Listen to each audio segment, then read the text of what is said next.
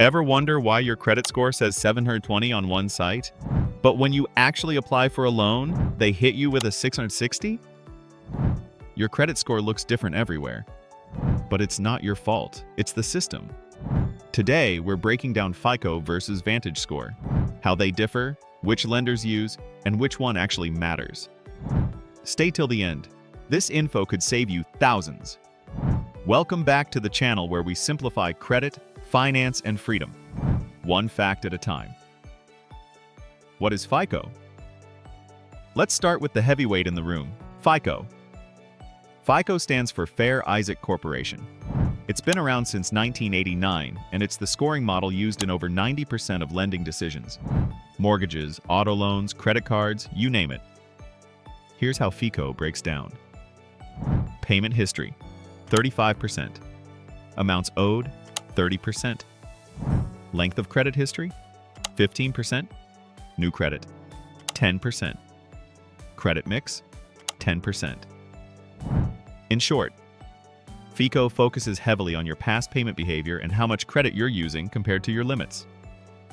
What is VantageScore? Now let's talk about the new kid on the block, VantageScore. VantageScore was created in 2006 by the three major credit bureaus, Experian, Equifax, and TransUnion, as a direct competitor to FICO. Here's what VantageScore 3.0 and 4.0 generally consider. Total credit usage, balance and limits. Extremely influential, payment history. Highly influential age and type of credit. Moderately influential. Recent behavior and inquiries. Less influential. Available credit. Least influential. Sounds similar, right? But the way they calculate risk, weight the categories, and even how quickly they score you is where things get interesting. Key differences between VantageScore and FICO. 1. Scoring window FICO. Typically requires you to have at least 6 months of credit history. VantageScore can generate a score with as little as 1 month of history. Why it matters. If you're new to credit, VantageScore might show up first, but lenders still might ignore it. 2. Score ranges. Both score from 300 to 850, but the way they weigh your activity is different. A 700 VantageScore isn't always equal to a 700 FICO score. 3. Late payments. FICO may treat a 30-day late payment differently, depending on how long ago it occurred. VantageScore can penalize a recent late payment much more severely, even if it's your first one. 4. Credit inquiries. VantageScore groups all hard inquiries within 14 days, even if they're for different types of credit.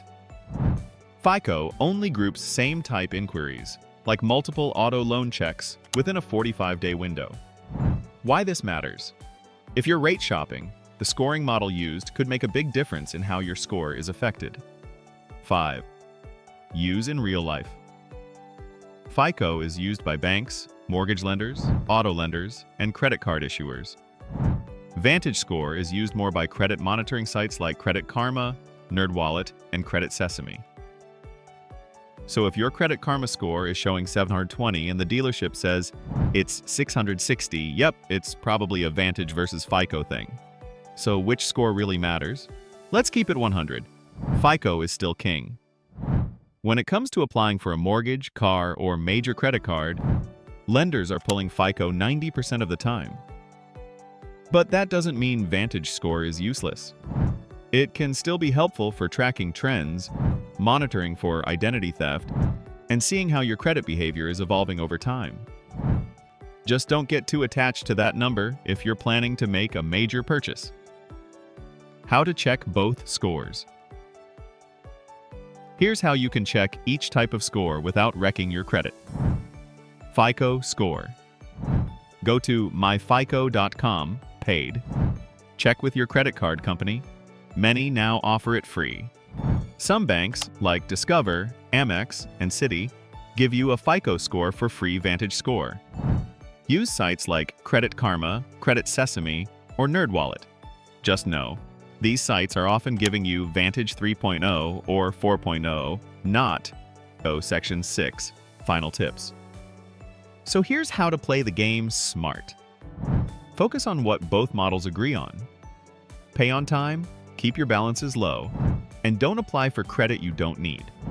Use VantageScore to monitor trends and stay on top of changes. Use FICO when you're planning to borrow for real. At the end of the day, both scores are just snapshots. The behavior behind them, that's what really matters. So now you know the truth.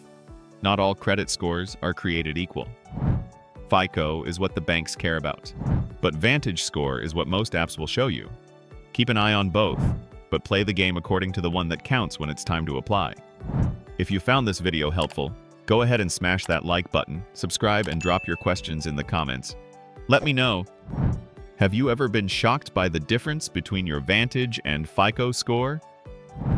And if you want a free downloadable checklist comparing both models, check the link in the description. Till next time, protect your credit, protect your peace. I'll catch you in the next video.